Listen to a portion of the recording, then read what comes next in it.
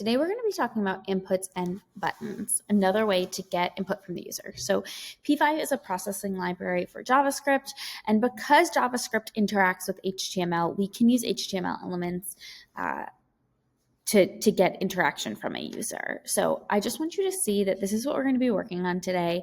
We are going to be getting input from users like this, where you could type something, and there's going to be a button. So I'm going to be teaching you buttons and inputs. I will also... So inputs and buttons are both objects that we create in our editor. In order for a button to work, it must call a function that we have written, specifically and very interestingly, a function that does not have a parameter. So we are going to go ahead and try this. I'd love you to open up a new editor and title it 2.10 Input and Buttons AP. This is a great reminder that you should pause this video, rewind this video, do whatever you need so you get this information. Okay. We are going to start by getting an input and a button on our canvas. So I'm going to go up to the top.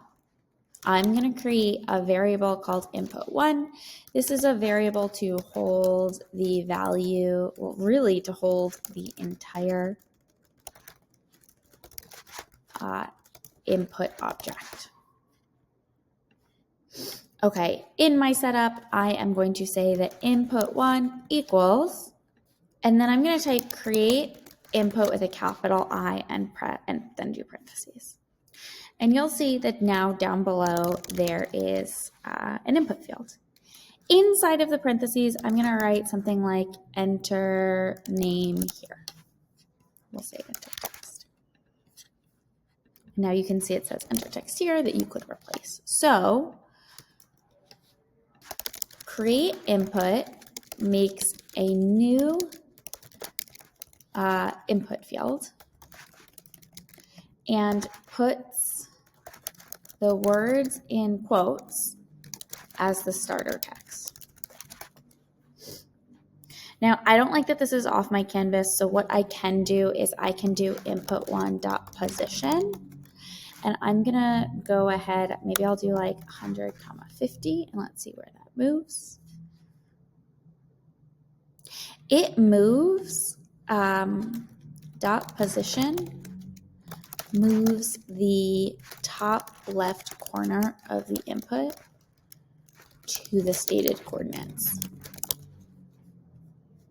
So you can see in my draw function, I'm just going to add a console.log, and I'm going to write input1.value with some parentheses after it. And I want you to see that right now it's saying enter text here, but I could change it to APCSB, and you can see it's like marking what I'm typing. The input variable dot value parentheses holds the text written in the input. Okay, I'm gonna go ahead and comment that out though, because I don't want that there the whole time, but that's gonna be really useful for us. I'm now going to make a new object. I'm going to make, similarly, a variable called button1, and I'm going to just variable to hold button object. And in my setup, I'm going to say that button1 equals, you could probably guess, create button, and I'm just going to add parentheses so we can see what happens. Now, you'll notice it says undefined. I also got an error that says it was expecting at least one argument. It's expecting the words that should be on the button. If you don't want any words, you could just do like a close parentheses, but you'll notice it's really small. So I'm going to say like click me. So create button takes in a string that will be the words on the button.